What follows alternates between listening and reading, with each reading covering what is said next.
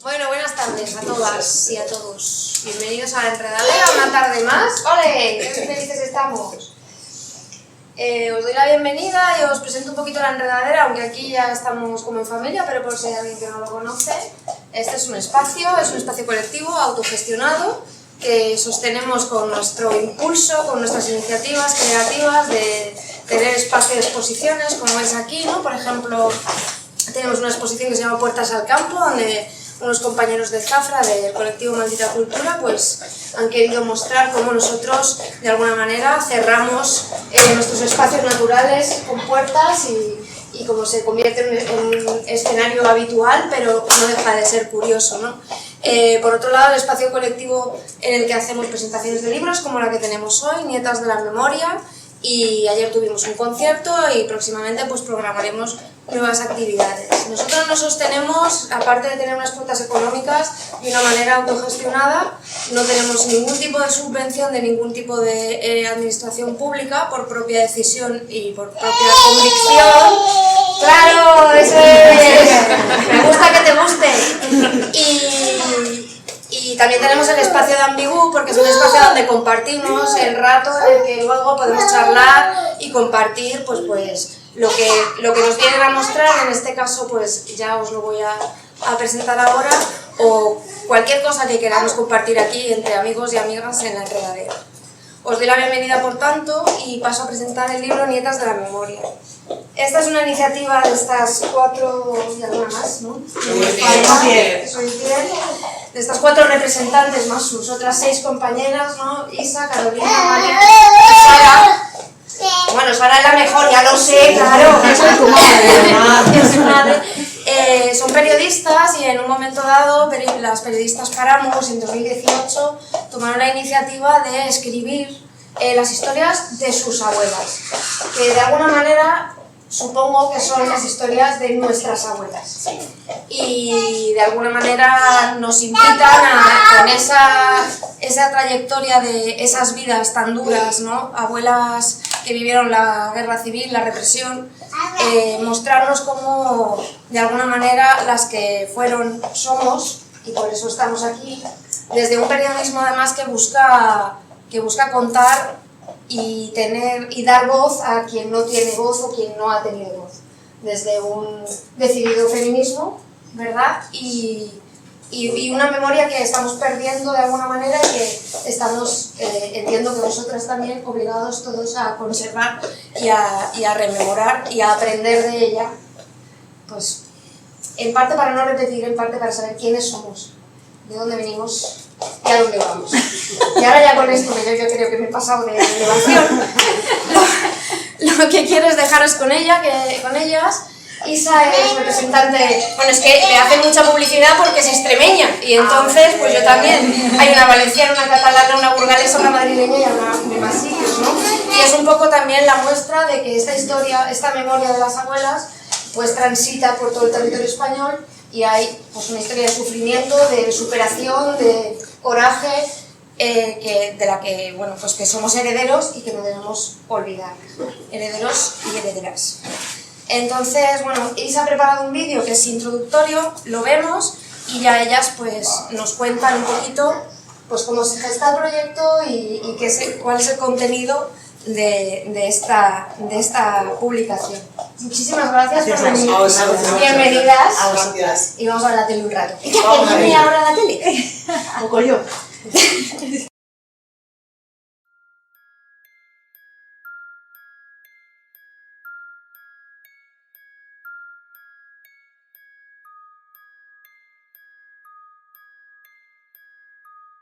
La guerra civil marca la vida de Juana desde las primeras semanas de la contienda. Su marido muere en batalla y ella queda sola, embarazada y con 4 hijos en el Madrid asediado, bajo la permanente amenaza de los bombardeos y el hambre. La desesperación la empuja a un paso doloroso: evacuar de la ciudad a varios de sus hijos en un intento de protegerlos de los peligros que los amenazan. Ella misma huirá más tarde a un pequeño pueblo de Cuenca.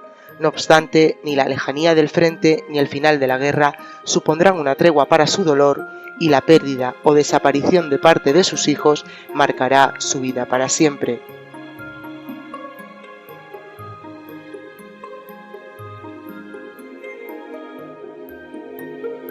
La memoria del vacío narra la historia de una sociedad fraccionada en dos supuestos bandos, sin grises, sin matices, pero eso sí, muchos silencios y muchas mentiras, cada uno de ellos con su familia catalana y castellana a cuestas, cada uno en un bando en la guerra civil que asoló la cultura y la libertad de cientos de miles de personas, cada uno con gente republicana a la que había que encerrar en el olvido. Mentiras y silencios de mujeres que vieron truncada su adolescencia y su futuro. La vida de Juliana Villaseco transcurre en un pequeño pueblo de Zamora, donde ella y su familia se dedican a fabricar chocolate, un negocio próspero que terminó enfrentando a los chocolateros con los ricos propietarios de tierras en el pueblo.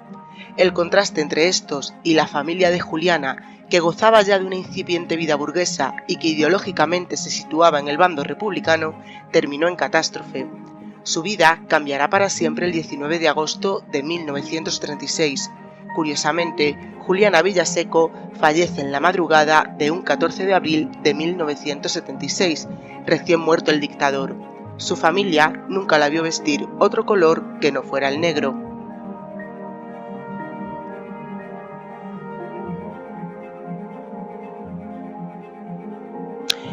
Hoy, con 87 años, Cristina aún recuerda el sonido de las sirenas que anunciaban los bombardeos en un Madrid sitiado. La infancia de hambre, enfermedad, frío y miseria dio paso a la adolescencia del miedo. Todo era pecado.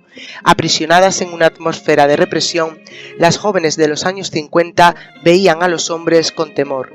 Y sin embargo, sabían que su única misión era encontrar novio, casarse y tener hijos.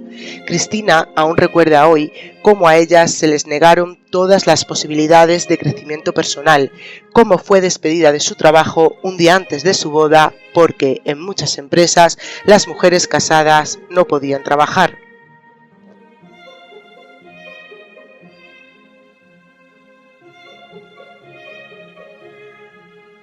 Isabel Vivas Moreno nació en Manzanera, en la provincia de Teruel.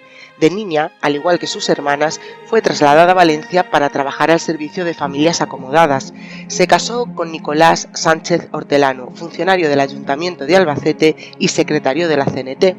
Nicolás fue depurado tras la guerra por su filiación sindical y tras su juicio la familia se trasladó a un pequeño pueblo de la provincia de Valencia, a Benisuera, a un antiguo palacio. Isabel tuvo que echarle valor a la vida. Fue una mujer muy inteligente, sagaz, una superviviente innata, y a pesar de las miserias, nunca perdió la sonrisa.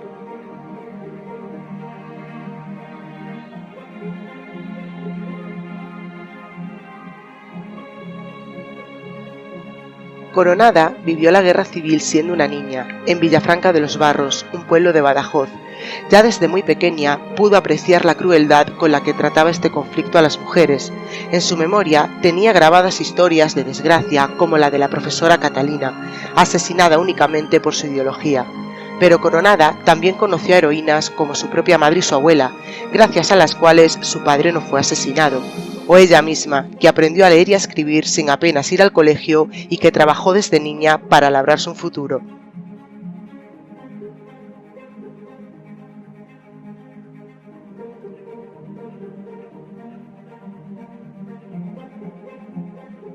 María García del Olmo nació en Madrid, aunque vivió la dureza de la guerra en primera persona en Burgos, donde en 1932 abrió con su marido el hostal-restaurante Ambos Mundos. Con 6 hijos, que luego serían 7, vio como su marido era detenido y encarcelado y con pena de muerte. Ella misma sufrió pena de cárcel durante más de un mes en Pamplona, dejando a sus hijos en manos de una empleada del negocio. Las casualidades de la vida hicieron que la grave situación se resolviera de manera sorprendente.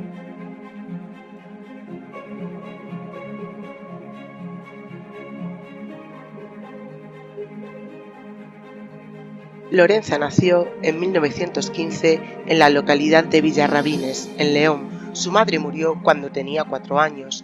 La acogieron unos tíos y con 12 años le tocó ir a servir a un pueblo cercano, Villademor de la Vega, donde conoció a Julio, un buen hombre con el que se casó, por lo que tuvo que dejar su trabajo como criada. Trabajaba en la tierra, en el tejar de su marido, con los animales, criando a los 7 niños que llegó a tener y todos superando penurias económicas y desgracias, como la muerte de su tercera hija.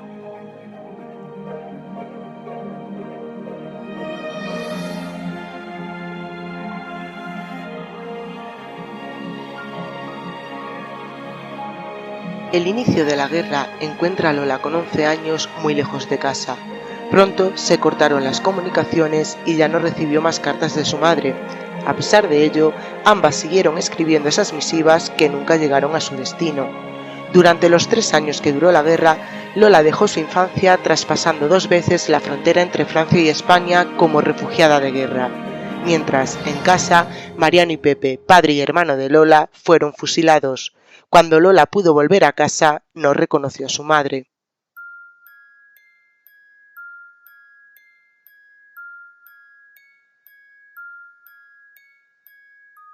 Cuando Baltasar, esposo de Vicenta y padre de María, fue encarcelado por sus ideas al ser militante de CNT, comienza un duro calvario.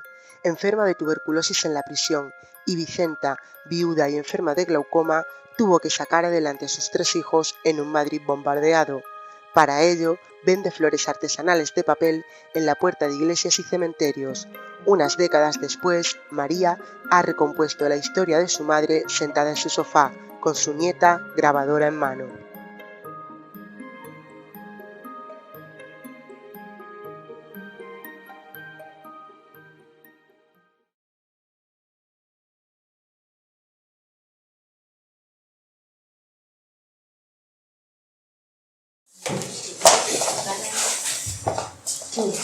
Cámara, acción. Bueno, buenas tardes a todas y a todos. Muchas gracias por prestarnos un poco de vuestro tiempo. Como bien ha dicho Monse, somos Isa, Carolina, Marión y Sara, 4 de las autoras de Nietas de la Memoria. Nietas de la Memoria surgió en 2018 dentro de un chat gigantesco llamado Las Periodistas Paramos, donde Carolina nos habló de su libro, un libro que ella publicó en el que cuenta parte de la historia de su familia, y comenzaron a sucederse preguntas de cómo habían vivido nuestros abuelos, la guerra y la posguerra. Y alguien dijo, oye, ¿y nuestras abuelas? Porque es cierto que lo primero que hicimos fue preguntarnos por nuestros abuelos. Y alguien lanzó la pregunta de cómo habían vivido nuestras abuelas esa época. Y nos quedamos todas un poco pilladas en plan, es verdad, nunca nos hemos preguntado cómo han vivido las mujeres la época de la guerra y de la posguerra. Entonces decidimos iniciar este proyecto, comenzamos muchas más, pero finalmente nos quedamos en 10. Y básicamente Nietas de la Memoria es la historia de nuestras abuelas, pero creemos que al final es la historia de España, porque ellas representan a las millones de mujeres que vivieron la época de la guerra y la posguerra y lo que tenían que pasar en su día a día.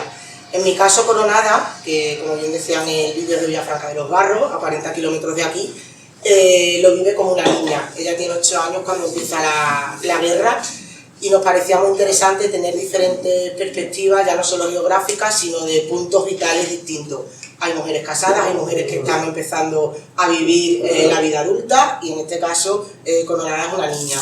Y principalmente lo que Coronada cuenta, como no podía ser de otro modo, es el miedo, porque una guerra y una posguerra lo que incitan es el miedo.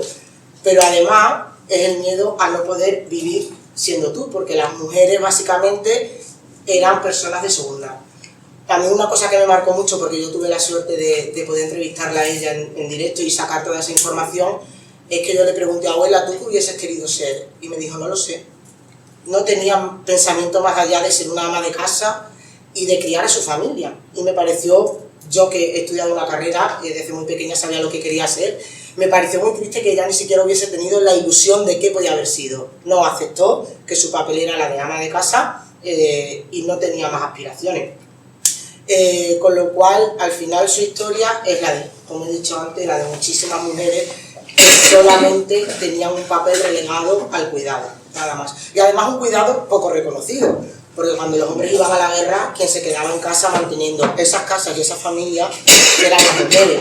Cuando los hombres morían, imaginaos lo que tenía que ser mujer sin un trabajo, porque no tenían trabajo remunerado, y tener que sacar pues a 7, 8 hijos adelante.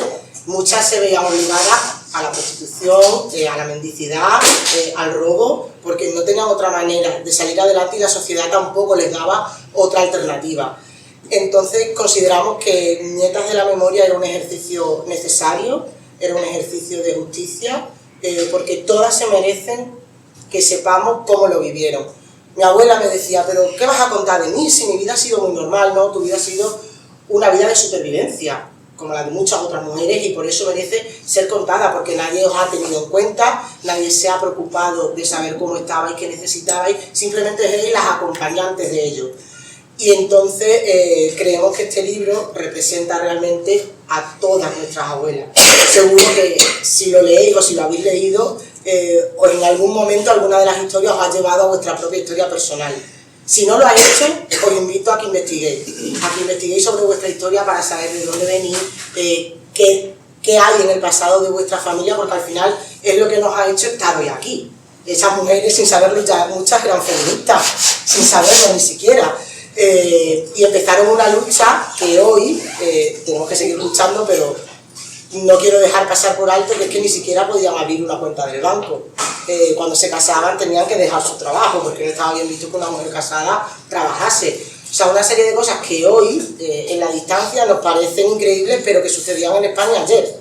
No sucedían en la época romana, no sucedían hace 2000 años, no, sucedían ayer.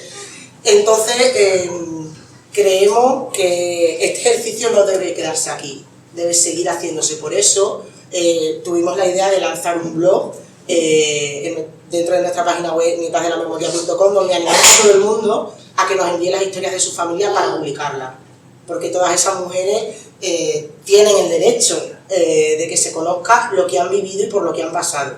Así que si alguien está animado, que no os asuste lo de escribir, que nosotros nos ponemos manos a la obra, nos remangamos y hacemos todo el trabajo, solo necesitamos que vosotros estéis dispuestos a compartir esa pequeña parte de la historia de vuestra familia. Y como no me quiero extender más, le paso el turno a Carolina para que ella nos hable de la abuela Juana. Muchas gracias, Isa, muchas gracias a la Enredadera por acogernos y muchas gracias a quienes habéis venido a pasar un rato con nosotras. Habéis leído ya Nietas de la Memoria, pues fenomenal, y si no, espero que esto os pique el gusanillo para leerlo. Mi historia es la única que no es de mi propia familia. Como bien decía Isa, yo escribí una novela que también presenté aquí en Mérida y lo presenté en la librería de San Francisco, se llamaba 8 caballos 40 hombres, donde yo contaba la historia de mi familia. Entonces, lo que pasa es que cuando surgió esta idea,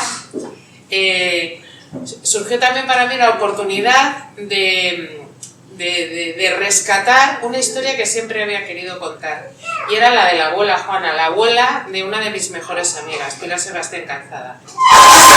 Ella y yo habíamos hablado 1000 veces de su abuela, porque tiene una historia tremenda. Cuando leáis el libro lo veréis. 1000 veces, y ella siempre se había quedado con el dolor de corazón de que cuando su abuela estaba viva y le contaba las cosas que le habían pasado, ella era jovencita, estaba otras cosas, no le hacía caso, o no se acordaba muy bien, o luego no le preguntaba lo que realmente le hubiera querido preguntar después. Entonces, ella tenía esa espinita ahí también, porque ella también estudió periodismo, nos conocemos en la carrera, de valorar, de poner en valor la historia de su abuela. ¿Qué pasó?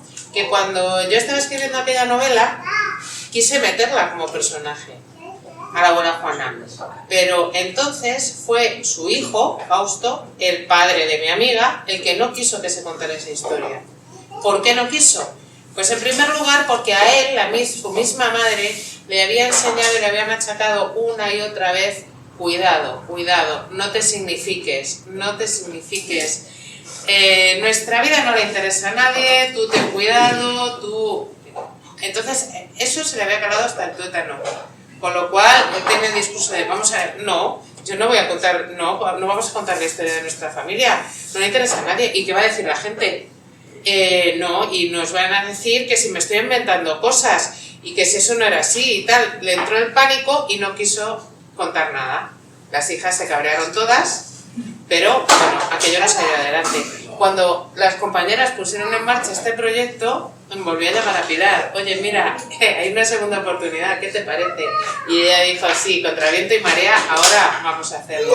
Y entonces ella hizo este camino que han hecho todas ellas, que yo creo que son todas muy modestas, y que no lo cuentan lo suficiente, toda esta labor de hacer las entrevistas a las abuelas, de recorrer registros, de hablar no solo con las abuelas y con las madres, sino con la familia aledaña muchas veces, que te dan esos detalles que te faltan, ¿no? De bucear también en la historia de los pueblos, en la historia de qué pasaba entonces para darle sentido a la propia historia de la familia. Este recorrido es muy importante y es un poco catártico, pienso yo, ¿no? En el caso de Pilar y de su padre Fausto también fue catártico. Yo lo escribí con muchas precauciones porque digo, Dios mío, este hombre a lo mejor le da un perrengue cuando lo lea, y no, le gustó, afortunadamente. Pero para él también fue catártico. Luego cuando lo leyó, realmente lloraba emocionado, porque realmente es justicia y reparación. O sea, estas mujeres que lo pasaron tan mal, que nunca en vida se les valoró, que después incluso muchas fallecieron sin que haber obtenido ni siquiera el reconocimiento a ese esfuerzo bestial que hicieron muchas de ellas, es como una especie de homenaje que estén donde estén aquí o estén ya en otro mundo. Hay que hacerlo para poder seguir adelante, ¿no? El caso de la abuela Juana en concreto es, yo no diría una madre coraje, era una mujer coraje, porque fue una mujer coraje antes de ser madre o independientemente de ser madre. Asociamos mucho lo de coraje a la maternidad, pero esta mujer era huérfana, o sea, siempre salió sola adelante. Luego, bueno, se casó, tuvo hijos, su marido fue a luchar a la guerra como miliciano, le mataron enseguida. Y ella tuvo que sacar a todos sus hijos adelante sola. Había estado sirviendo desde que tenía como 10 años. Bueno, el Madrid bombardeado, evacuar a los hijos, bueno, un tema de niños robados, ahí salen muchos temas, ¿no? Y siempre siguió adelante, haciendo cosas que no le gustaban en absoluto, porque efectivamente había muy pocas salidas. Ella solo podía sacar adelante a los hijos en Burgos, luego cuando volvió cosiendo, o le ofrecieron una portería. Entonces la portería ella en su momento la vio como, bueno, pues una salida que aseguraba, digamos, que sus hijos tuvieran un plato de comida encima de la mesa. Luego con el tiempo ella vio la portería como una esclavitud en la que ella era una eterna sierva de los vecinos de la finca, ¿no? Y de ahí no se podía mover. Y era una mujer alegre, o sea, no es que fueran, tenemos la idea de la mujer como víctima, eran mujeres absolutamente, ahora se dice resiliente, ¿no? Resilientes, tener una fortaleza que yo me gustaría a mí tenerla, una décima parte de lo que tenían ellas. Cantaba esos pasodobles, esas coplas y tal, mientras trabajaba, mientras limpiaba, mientras tal, coplas incluso que reflejaban su propio dolor, ¿no? Entonces, para mí, para Pilar, para todas, ha sido una satisfacción bestial este libro, y sobre todo es una satisfacción bestial que está siendo como un poco de siembra, ¿no? O sea, estos relatos son como semillitas, sin quererlo son bastante representativos, porque sin pretenderlo son muy variados, pero aparte de los relatos que nos vienen, como ha comentado Isa, también las mismas presentaciones, o sea, se ve a la gente, ¿no? Que dice, ostras, mi abuela, sí, pues voy a preguntarle, pues tal, y se ve que hace falta, ¿no? Y que es necesario que mucha gente se ve reconocida. Y no hace falta que sean historias espantosas o que haya cárcel o asesinatos o muertes, porque todas son historias muy duras, como veréis. Ahora voy a pasarle la palabra a Marian, y como decía Isa, son historias de mujeres de las que siempre hemos pensado que no significaban nada, que no importaban nada, que no tenían nada interesante, ¿no? Pero que son las que nos han construido con esa vida tan dura. Marian. Hola a todos, gracias por invitarnos. Bueno, yo estoy un poco lejos al norte, mi relato es de la zona de León, que es de donde es toda mi familia, y acaba en un asunto que también tiene mucho que ver con la posguerra y el final, el tardofranquismo, que es la emigración, el irse de las zonas rurales, que es donde transcurre mi relato, a las ciudades. Mis padres se fueron los dos a León y a Bilbao, y allí nací yo. Pero yo cuento la historia de 3 mujeres, de mis 2 abuelas, porque eran de a 7 kilómetros una de otra, en la zona de tierra de Campos de León, entre León y Benavente, donde algo para comer hubo en guerra y posguerra, porque no dejaba de ser el campo y se podía conseguir comida, aunque sea entre sacando patatas, una vez los ricos habían ya cosechado la tierra, pero se pasó muchísimo frío y en general muchísimas penalidades, porque no había oportunidades. Si no había oportunidades para los hombres en general, que eran de izquierdas o que habían sido republicanos, imaginaros para las mujeres. Carecían de ascensor social totalmente, como ya han dicho mis compañeras. Entonces yo cuento la historia de mis 2 abuelas y luego de mi madre, como ya emigró a Bilbao, pero todo para servir. Ambas abuelas de una u otra manera se quedaron huérfanas, curiosamente de mujeres, y ya en plena posguerra, porque habían superado las familias la guerra más o menos, pues mi abuelo escondiendo a un amigo republicano, el otro abuelo escondiendo víveres para que no se los llevara el ejército nacional, porque León se levantó nacional, o sea, es que allí no hubo opciones, ¿vale? Pero sí que más o menos sobrevivieron, pero luego la posguerra fue durísima porque todos los que estaban en el bando perdedor eran señalados siempre. Pero en el caso, como digo, de ambas abuelas, se habían quedado huérfanas, una muy pequeña con 6 años y la otra con 12, de sus madres, porque las mujeres morían no por ir a la guerra, morían de todo tipo de enfermedades y de todo tipo de penalidades, porque el mero hecho de ser madre era un peligro mayor, supremo. Por ejemplo, una de las cosas más duras que cuento en mi relato es cómo murió mi bisabuela desangrada al tener el hijo número 16.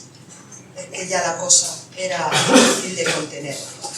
¿Por qué digo esto? Porque el problema que había es que eran ciudadanas de segunda, no trabajaban, en teoría no trabajaban, no cotizaban, eran la parte que se tenía que dedicar a los cuidados, al criado, a la crianza de los hijos, en principio porque no había ningún método de contención de la reproducción, y luego porque la moral impuesta nacional católica de la época franquista, de la posguerra, bueno, había que tener hijos para recuperar España, todos los que trajera Dios. Y su moral, además, desde jovencitas tenía que seguir por los preceptos eclesiásticos y de una férrea moral social impuesta.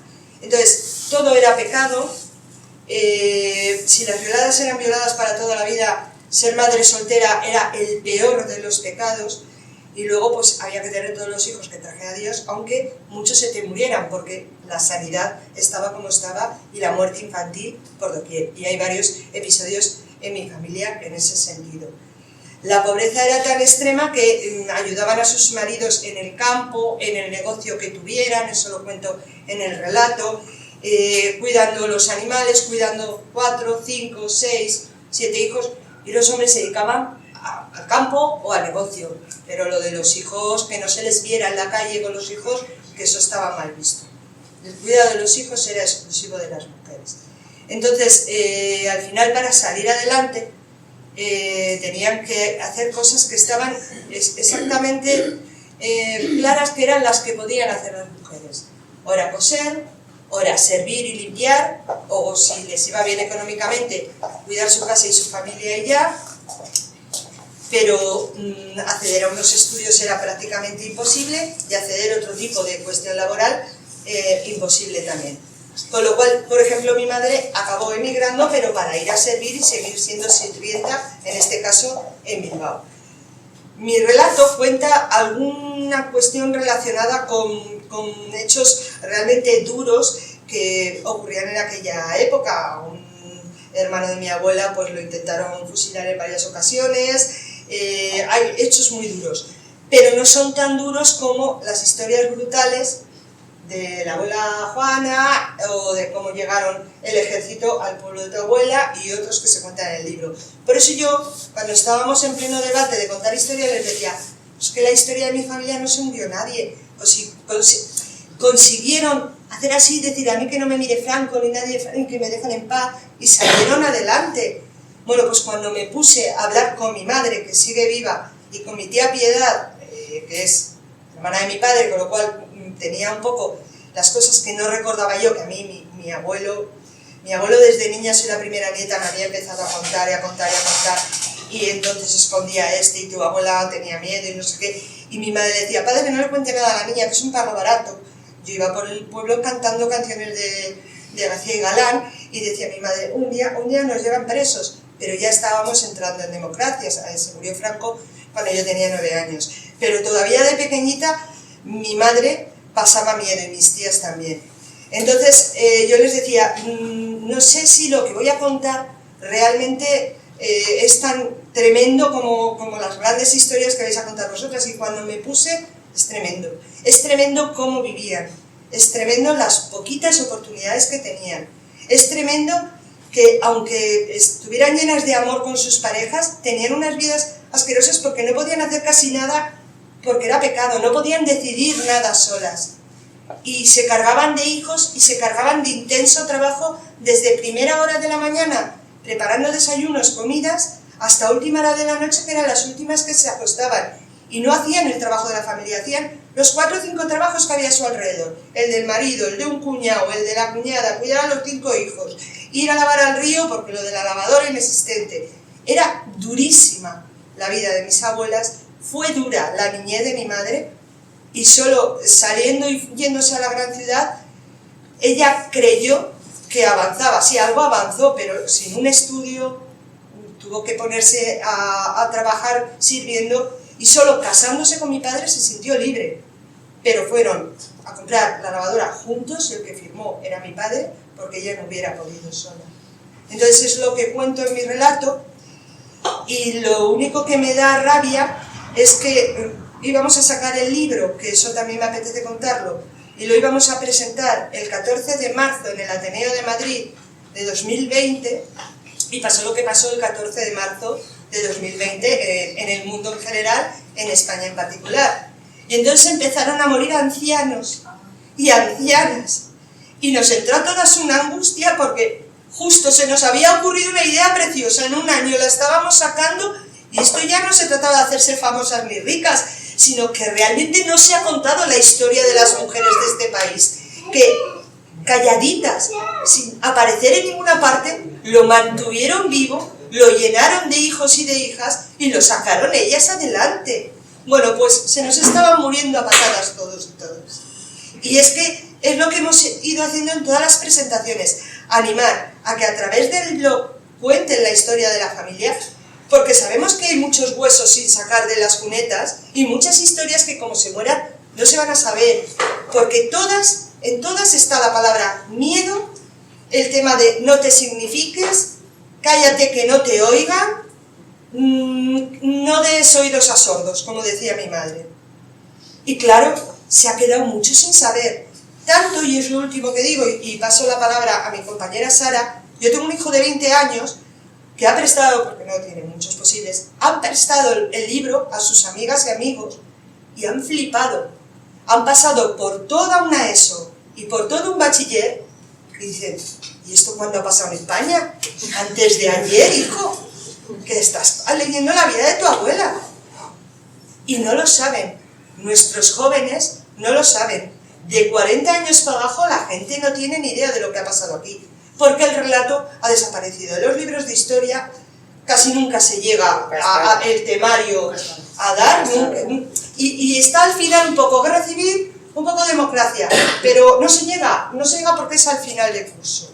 Entonces, han conseguido que en España se cubra un tupido velo de las barbaridades que aquí pasaron, de las tapias de cementerios que se llenaron de sangre, de los huesos que están, en mi libro hablo de un pueblo, Valencia Don Juan, es cabeza de partido judicial y tiene muchas radiales que salen para toda la provincia de León. En todas las radiales hay un punto kilométrico donde se sabe que hay fosas comunes. No se ha abierto ni una. Entonces, eso es lo que cuento ahí y eso es lo que en cada presentación reivindicamos. Contarlo. Lo que han dicho mis compañeras. Todas tenemos abuelas. Si les pasó algo gordo a vuestros abuelos, lo que pasaron vuestras abuelas fue más gordo todavía, porque se quedaron ahí. Y nadie lo ha contado todavía. Y ahora, que hable Sara. Bueno, me deja el punto más emotivo. Nada, primero de todo, muchísimas gracias por habernos invitado aquí. Gracias Manuel, gracias Monse, muchísimas gracias. Yo vengo aquí, siempre lo digo, vengo aquí en representación de mi abuela. Yo no soy nadie, lo que se cuenta ahí es todo lo que cuenta ella y es mi historia es una historia triste, pero es una historia muy esperanzadora porque yo desde pequeña siempre he escuchado hablar en casa a mi abuela, siempre hablaba mucho, pero había muchas cosas que omitía y había muchos silencios en su relato. Entonces yo, cuando empezaron a proponer, a plantear este proyecto, dije, venga, es el momento. Mi abuela tiene 93 años. Yo la senté en la mesa camilla y le di al play a la grabadora y le dije, abuela, me tienes que contar tu vida. Mi abuela se quedó, pero hija, pero que no te signifiques, pero hija, pero que tengo miedo. Le dije, vale, lo intentamos otro día. Y al día siguiente fue ella la que me dijo, hija, saca el aparato ese, que vamos a hablar. Y de repente empezó a contar mi abuela ese día, además, es muy cuca ella. Trajo fotos de toda su historia y trajo materiales prohibidos. ¿Cuáles eran los materiales prohibidos? El carnet de la CNT de su padre. Lo abrió y me lo enseñó y eso fue catársico porque jamás me había hablado bien de ello, siempre me había contado a medias lo que había pasado y lo que pasó realmente en la historia de mi familia pues es que mi bisabuelo era de la CNT, trabajaba en una empresa que se llamaba Euskalduna, que hacían vagones de metro y de ferrocarril. Le trasladaron a Mérida, estuvo un tiempo trabajando aquí y aquí nació mi abuela. Ella dice que accidentalmente, lo siento porque ella se siente muy madrileña, pero es verdad, nació aquí. Cuando tuvo muy poquitos meses volvieron a Madrid y empezó la guerra, empezaron a ponerse las cosas feas y un día mi bisabuelo no salió de la fábrica. Mi bisabuela supo que le habían encarcelado, le acusaron, una falsa acusación de haber robado cobre, era todo un montaje, y enfermó de tuberculosis en la cárcel. Entonces, cuando salió de la cárcel, le sacaron por causas humanitarias porque ya estaba moribundo. Casi no llegó a conocer a su tercera hija, que nació durante un bombardeo en el túnel de metro de Atocha. Mi bisabuela dio a luz en un bombardeo. Y ahí empieza la historia. La historia empieza cuando mi bisabuela se queda sola con 3 criaturas en un Madrid bombardeado por las tropas golpistas. Yo siempre digo que fueron tropas golpistas, que no fue una guerra, que fue un golpe de Estado. Y me gusta remarcarlo. Entonces, ¿qué pasa? Pues que esto siempre se dice que las mujeres no comenzaron a trabajar hasta la época de la democracia. Yo, en mi familia, las mujeres siempre han trabajado. ¿Mi abuela qué hizo? Se reinventó. Aprendió a hacer flores de papel y las vendía en los cementerios, en los días de fiesta, venta ilegal. La mayoría de las veces la policía le requisaba toda la mercancía, como a los manteros ahora, pues así le hacían a mi abuela. Mi abuela iba con el fajo de flores y así sacó adelante a su familia. Todo esto, toda esta composición del relato, que hago más profundidad en el libro, me la contó mi abuela bueno, yo recopilé parte de lo que ya sabía, pero en una tarde en la cual, claro, ella tiene 90, bueno, por aquellas tenía 90, ahora tiene 93, pues tenía 90, 91. Tiene una mente privilegiada, pero que va saltando de año en año. Entonces tuve que hacer una composición del lugar para ver qué calle me estaba diciendo, se saltaba de calle, se iba a otra calle. Total, que ha sido una experiencia muy bonita, muy enriquecedora, y en mi familia estamos muy contentos porque mi abuela no quería hablar de esto. Y ver un día a mi abuela con 92 años hablando con las cámaras de La Sexta y contándole que su padre era de la CNT y todo orgullosa, mi abuela, que tenía un miedo atroz, que tenía tanto miedo que me decía, cada vez que vamos a una manifestación o nos pilla un panfleto, pone una vela. Y esto es literal, pone una vela. De repente empezó a contar eso a la cámara descubierta y gracias a Alá o a que sea, aún no ha fallecido y creo que ha sido una recompensa en vida muy importante y es un pequeñito ejemplo de lo que es la verdad, la justicia y la reparación. Porque ni abuela, ni su madre, ni toda su familia, ni su padre nunca hicieron nada. Sufrieron una represión basada en su ideología, pero nunca hicieron nada y sin embargo ha vivido 91 años con miedo. Eso, las nuevas generaciones, como apuntaba Marian, no tienen ni idea. No sabrían ponerse en la piel de estas abuelas. No desconocen lo que es vivir con miedo. Y creo que es muy importante, sobre todo en el momento en el que estamos ahora, es muy importante que se conozcan estas historias para que estos errores no se vuelvan a repetir. Y ya lo dejo aquí y me gustaría que intervinierais, que este relato lo colectivizáramos y que por favor nos enviéis historias, que habléis con vuestros mayores, que habléis con vuestras abuelas, que se van y se pierden. Toda esta riqueza se pierde. Y nada más. Y muchísimas gracias.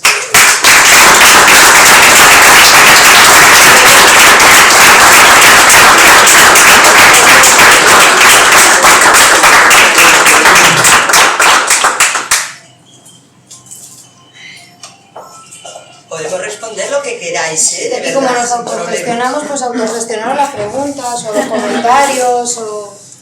Vamos, que... Me voy a romper... Sí.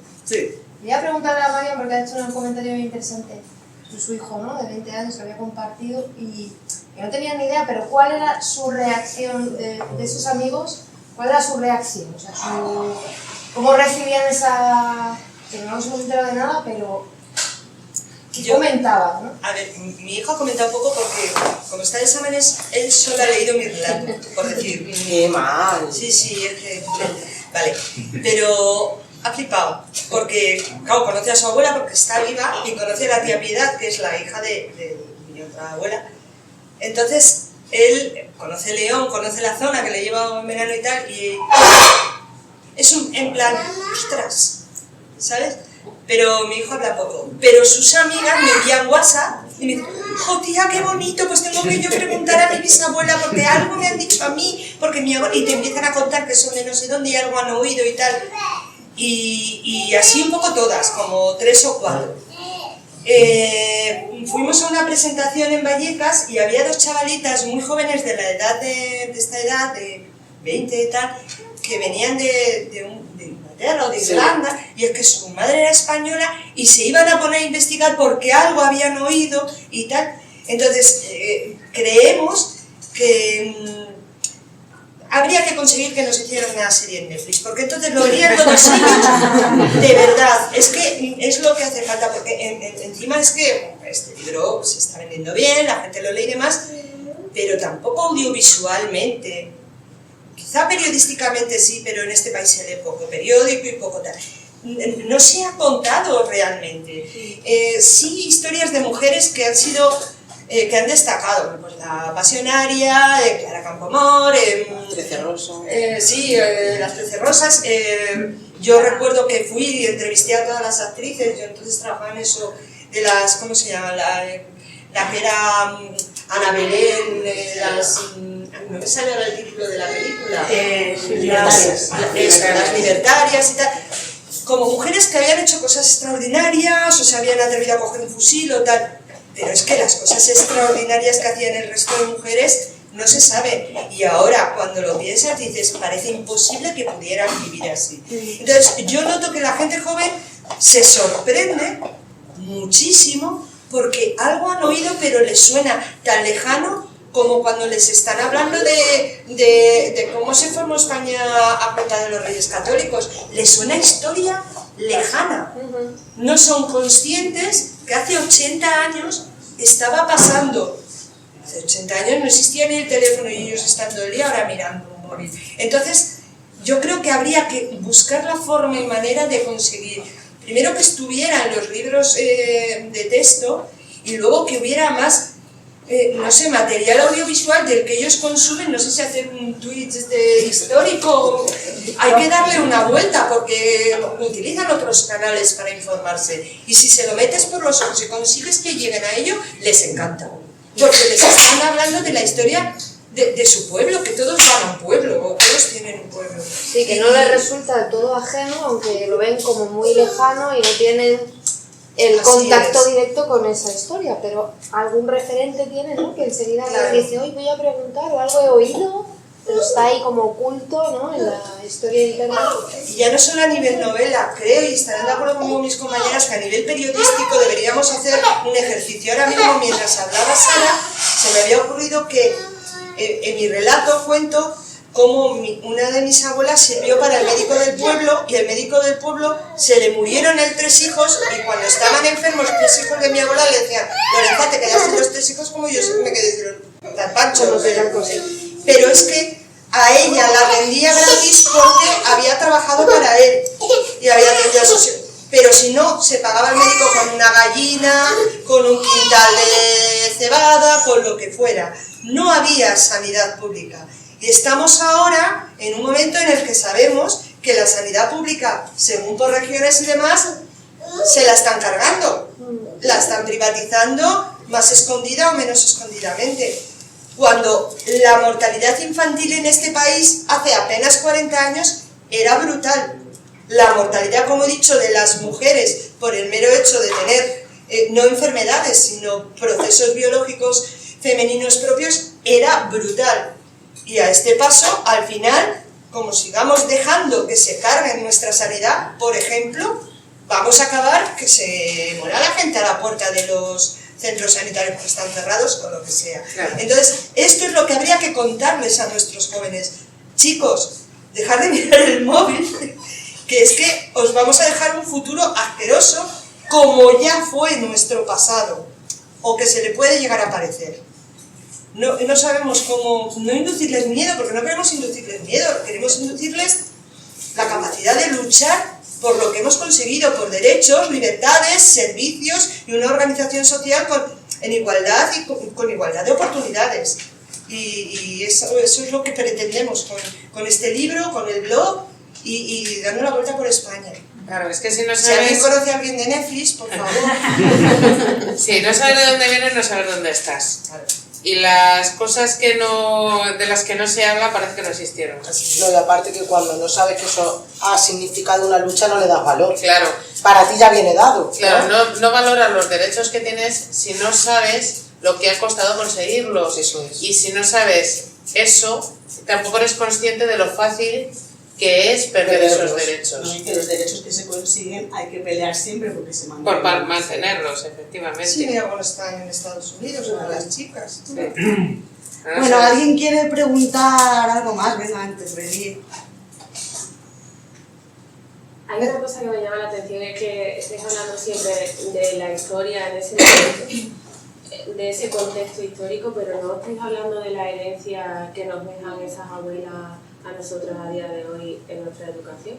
No sé si eso lo habéis reflejado en nuestro libro, pero me parece que en nuestra generación a día de hoy esos miedos que han sufrido nuestras abuelas se han mantenido en nuestra educación y forman parte de nuestra vida, que es algo que tenemos que deconstruir, es un trabajo muy importante que forma parte, o sea, como que en ese trabajo conocer la historia de la que estáis hablando ayuda, creo, en esa deconstrucción, pero que se mantiene vivo a día de hoy. Sí, se mantiene vivo. De hecho, tenemos una de las protagonistas es madre, o sea, la novela es madre, y no quería ir a una presentación porque le daba miedo por si venían a por ella. O sea, imaginaos lo que significó esa época de represión, y yo creo que todos hemos interiorizado el miedo, porque en casa no se hablaba. O sea, yo hasta que no me senté con mi abuela y le dije, abuela, cuéntame, ella nunca me dijo, esta ha sido mi vida.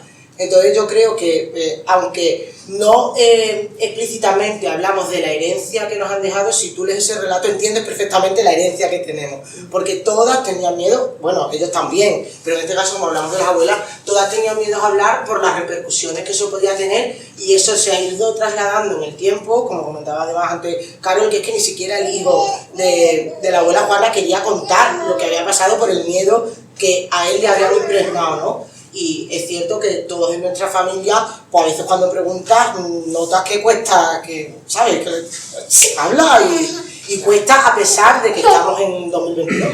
Entonces, aunque intrínsecamente no decimos esta es la herencia que nos han dejado, si ves los relatos te das cuenta perfectamente, por eso animamos a que la gente pregunte, porque tú al leer eso entiendes perfectamente luego un montón de cosas de tu historia, de cómo tú eres, de cómo eran tus familiares, los valores que te han transmitido, porque por ejemplo el valor de trabaja duro, eso es porque se tenían que matar de sol a sol. O sea, ellas no tenían un trabajo asalariado, pero se levantaban, como decía Marian, a las 6 de la mañana para tener la fiambrera lista, luego tenían los niños, limpiar la casa, cocinar, planchar. Mi abuela, por ejemplo, cuando llegaba el maíz, tenía que molerlo ella. Después de haber estado 12 horas todo el día en la casa, se tenía que quedar ella hasta las 2 de la mañana moliendo el maíz, no lo hacían los hombres. Y todo eso, pues todos esos valores se han ido transmitiendo hasta lo que somos hoy, por eso es importante, creo yo, investigar y descubrir cómo vivieron nuestros antepasados.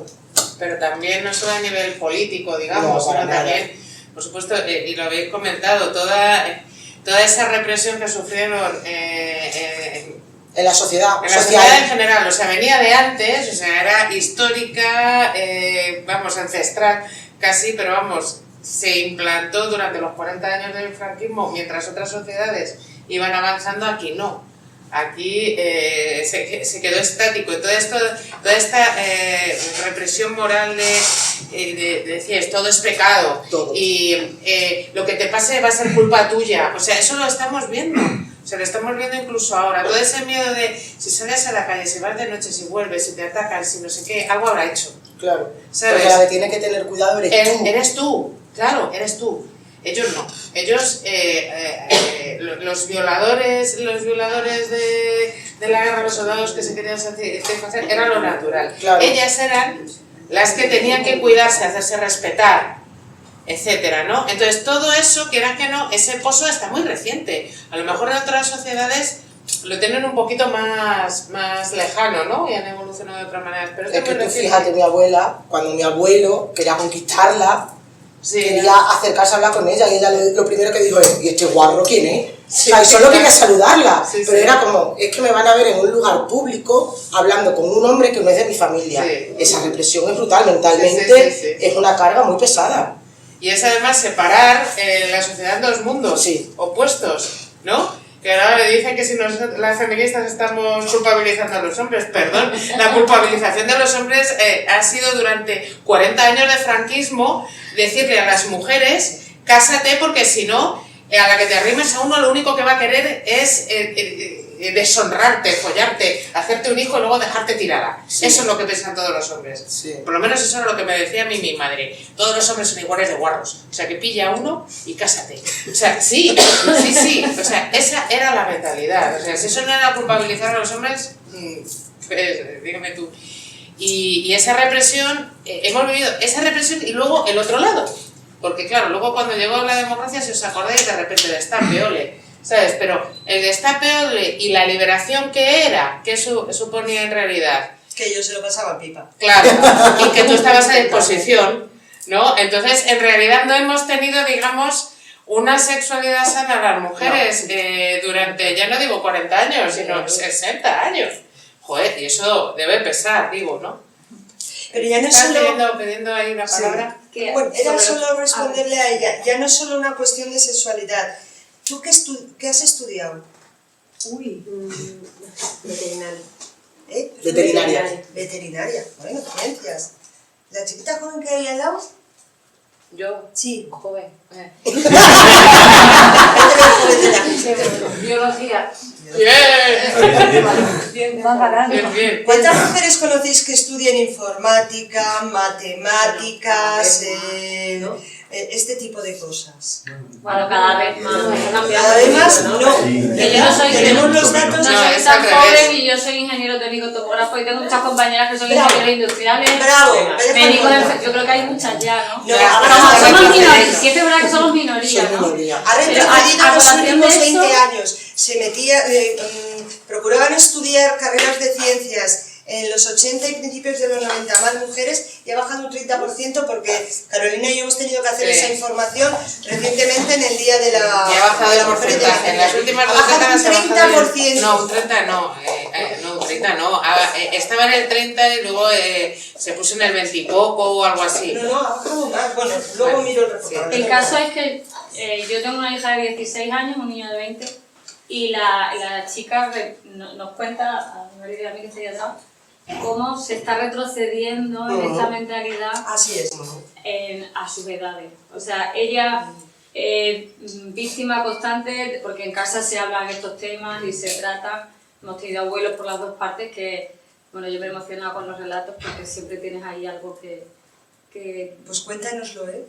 Ahora si quieres lo cuento, pero sobre todo hacer esa reflexión de en nuestra casa directamente hablamos de política, hablamos de feminismo, hablamos de los derechos de las personas por ser personas y ella muchas veces llega a casa del instituto y nos cuenta, pues hoy me han llamado puta roja republicana. Joder. O sea, no vale solo, no vale solo con, ¿sabes? O sea, ya no es solo por la ideología política porque lleva el color de tu bandera o la que te han dicho que tú te crees, ¿no? Que la sientes así, sino que luego está siempre el pozo de y puta, zorra. No sé. Sí.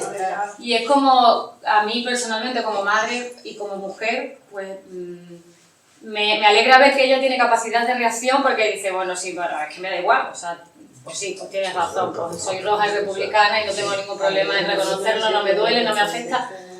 Pero claro, para eso hay que hacer un trabajo. O sea, es tan fácil acabar con la reputación de una mujer, con poner un narrativo tan fácil como nada, es que no cuesta nada. Tenemos que tener en cuenta que ante todas las olas feministas que ha habido en la historia, siempre han sido contestadas con una contraola, siempre. Y ahora mismo estamos en esa contraola. Pero que gente tan joven, claro, gente tan joven, sea tan agresiva. Sí. A mí me parece que tendríamos que hacer un ejercicio de introspección grandísimo, porque ¿cómo puede ser que niños de 16 años que están escuchando en su casa? Eso es. En YouTube. En tu casa no. En YouTube. Pero el refuerzo yo creo que también es en su casa. Sí, hombre, claro. Porque tú con 10 años a lo mejor no ves YouTube, pero tú escuchas a tu padre o a tu madre hablar y dirás, esta gentuza, vale. Y si queréis os cuento, sobre todo la de mis abuelas, que era la madre de mi madre. Por favor, claro. Se crió en una finca en Guareña. Ella a mí me contaba que desde los 5 o 6 añitos iba a trabajar al campo con sus hermanos, eran 8 hermanos. Y cómo se pegaba patadas con los pastores para poderse llevar sacos de trigo a casa para hacer pan, para dar de comer a los 8 hermanos. Y cuando llegó la guerra, mi abuelo pues, estaba en el bando de la Guardia Civil, de los que patrullaban por parejas en el campo, no iban de una finca a otra andando, que también esos pobres pues cayeron en ese bando, pero también pasaban los kiris andando con esas capas y demás. Y llegó a la finca donde estaba mi abuela y se enamoró de mi abuela. Mi abuela quería ser monja, pero mi bisabuelo le dijo, mira, que me va a dar un disgusto, yo no quiero ser monja, o sea, mi hija monja no, por favor, cásate con este, que es guardia civil, que te va a dar buena vida, por lo menos un trabajo decente. Y de lo que yo he aprendido de ella es la fortaleza y los ovarios que le echó la vida, y una anécdota muy sencilla. Compraron un segundo piso porque, bueno, en aquella época les iba bien y ellos eran muy ahorradores, no iban de vacaciones, no iban a ningún sitio, no tenían grandes cosas. Y fue a comprar a un constructor muy famoso de aquí de Mérida, que se llama Parejo, un piso, allí en las traseras del museo. Y Parejo le dijo que venga tu marido a pagarme la señal. Y ella siempre me lo decía, y le dije a Parejo, como tenga que venir mi marido a pagarte, no vas a vender el piso. O sea, que ella fue la que cerró el trato, ella fue la que firmó, ella fue a poner el dinero. Pero no era normal, ella era la que en casa rastreaba el dinero. Ella llegaba primero de mérito, dando el dinero, nada, toma, 100 pesetas para tu gasto, pero eso no era lo normal. Entonces, yo me llevo al aprendizaje de una mujerona impresionante que pasaría Porque tengo por ahí una historia que no sé cómo es, que a su bisabuela o algo así le cortaron las manos en Guareña porque la reconocieron del otro bando o algo parecido. Pero no sé ponerlo en pie, entonces me enteraré mejor, porque ya está fallecida, pero... Sí, nosotras muchas hemos tenido que ir eso, a archivos, pues yo por ejemplo a San Marcos de León, lo que pasó con un tío abuelo, y hay una persona que ha leído el libro que está siguiendo las historias de todos los represaliados y de ETA, y me han enviado un PDF de 40 y tantas páginas de cómo fue el juicio de ese tío abuelo mío, y dices, madre le dio lo de la presunción de inocencia, vamos, un horror. Pero sí que se pueden encontrar cosas. El tema de los archivos históricos, en nuestro libro, nos ha traído muchas malas noticias. De hecho, una de nosotras, uno de los relatos, solicitó el archivo histórico sobre el fusilamiento de su tío, creo que su tío abuelo, y cuando le han dado la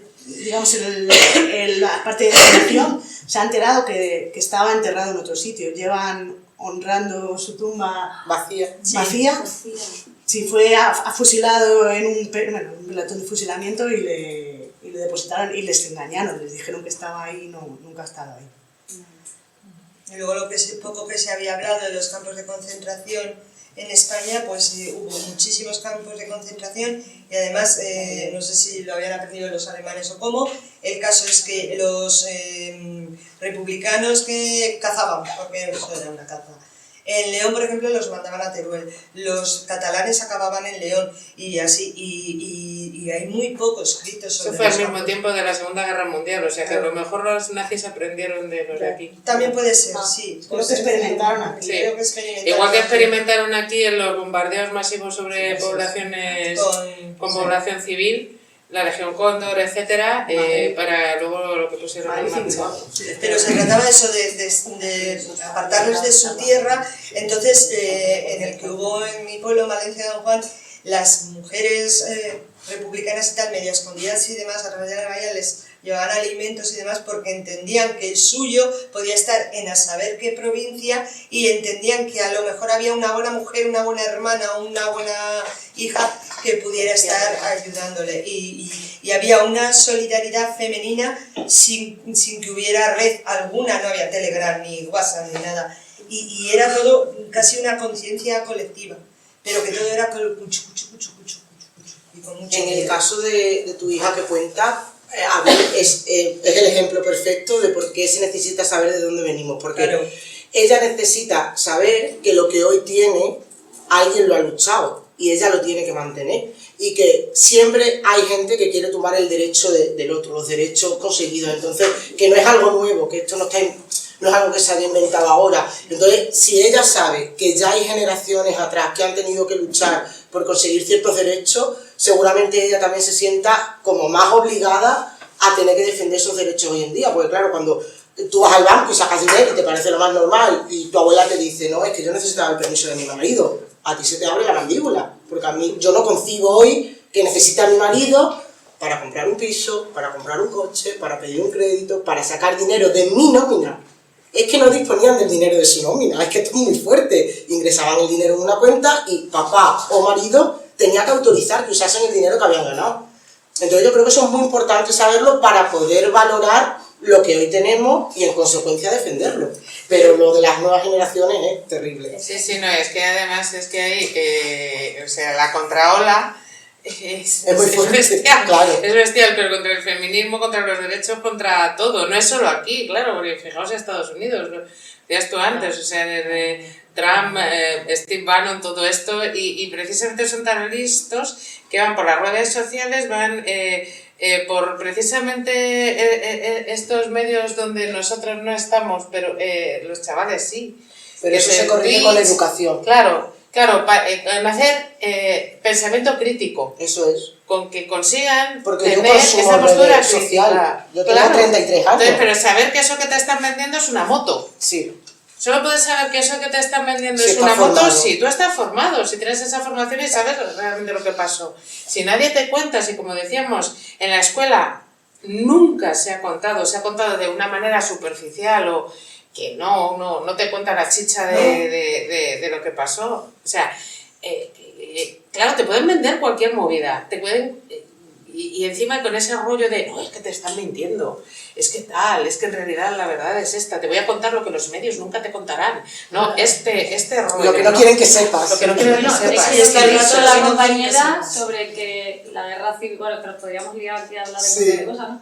Pero que hay gente, incluso de nuestra generación, que sigue pensando que es que la guerra civil vino a arreglar un país que estaba estructuralmente destrozado, ¿no? Que fueron hermanos contra hermanos. Claro, se hace mucho eso. Pero el hermano contra hermanos... Franco para arreglar este país, ¿no? Pero si el relato, fíjate cómo se ha vendido, que lo que ha dicho Sara, hasta a mí me cuesta y vamos muchas presentaciones juntas.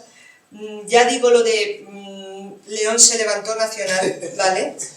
Pero llegaré a conseguir decir golpe de Estado porque fue siempre, o sea, toda la vida el levantamiento, el 18 de julio encima tenemos en la conciencia que era uno de los momentos felices del año porque llegaba la extraordinaria de mi padre y nos podíamos ir al pueblo de vacaciones. Entonces, si los que sabemos y tenemos cierta conciencia, cierta educación, conocimiento, se lo estamos en casa traspasando a los hijos. Yo, mi hijo el pequeño, un día se gana una en Madrid porque cuando veces salir a Ayuso la llama unas cosas, está ahí mi marido que me dice, María, le estás transmitiendo al niño una tensión. Bueno, pues es que lo que se transmite es lo que cala. Yo, cada vez que ella dice fue un levantamiento, fue ilegal y tal, digo, es verdad, ¿por qué no? O sea, pero golpe de Estado ilegal. Y yo digo, ¿y yo por qué digo levantamiento? Porque tengo bastantes años más que ella, yo tenía 9 años cuando me dio Franco y a mí me dio una hostia la monja por celebrarlo y yo lo que celebraba es que me iba a mi casa y no había colegio. El lenguaje es muy importante. Yo me he esforzado mucho en quitarme la palabra guerra civil, o sea, no es algo que en mi generación se sigue diciendo. Yo estudié guerra civil, no estudié golpe de Estado. Y hace poco hice un reportaje sobre la memoria histórica de los libros de historia actual, ¿no? El déficit que hay, y hablé con una profesora que me decía que ella había dado clases en Francia, que en Francia todo el mundo sabe lo que es la resistencia y está vista con buenos ojos. Claro. Tú aquí pregunta a un chaval qué es el maquis. Y es que no vas a saber lo que es. Y peyorativamente, y o no saben cómo es, o es negativo. O está visto todo de manera peyorativa. Entonces, o sea, estamos a años luz de pregúntale siquiera quién es Franco. La diferencia es quién gana en un sitio y quién gana en otro. Claro, sí. Es la diferencia. Pero es que ni siquiera saben quién es Francisco Franco. Y cuando lo saben para mal. Porque dicen, joder, pero se arregló España. No. Si hubo 40 años de paz, es que son los mantras que nos comimos incluso los que veníamos de familias de izquierdas, porque todo ese silencio del que hemos hablado, de abuelas y de abuelos, y esos miedos, que significaron que el relato oficial fue calando.